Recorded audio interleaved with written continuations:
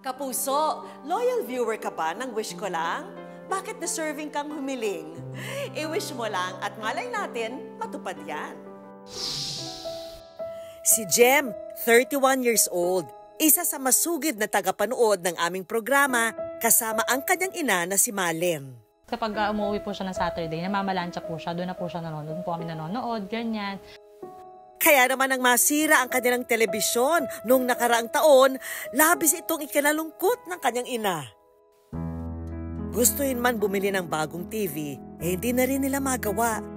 Dahil si Nanay Malen may iniindang sakit na chronic kidney disease at kasalukuyang nakakonfine sa ospital at nagpapagaling.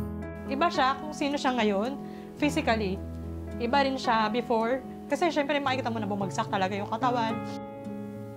Tanging si Jem na lang ang bumubuhay sa kanilang pamilya kasabay ang pagiging single mother sa 3 niyang anak. Naniniwala ako na God will provide talaga.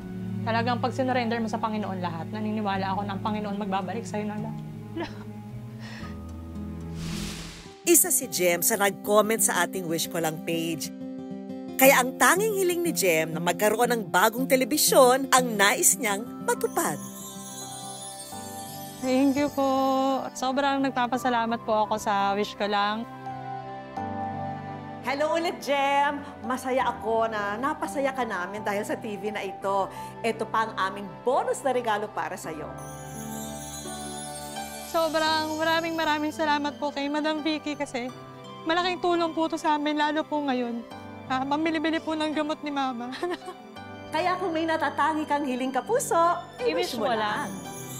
Mga kapuso, lagi po nating tatandaan, hanggang hindi tayo napapagod, humiling at maniwala, hindi tayo mapapagod lumaban sa buhay. Ako po si Vicky Morales at ito po ang Wish Ko Lang. Wish Ko Lang.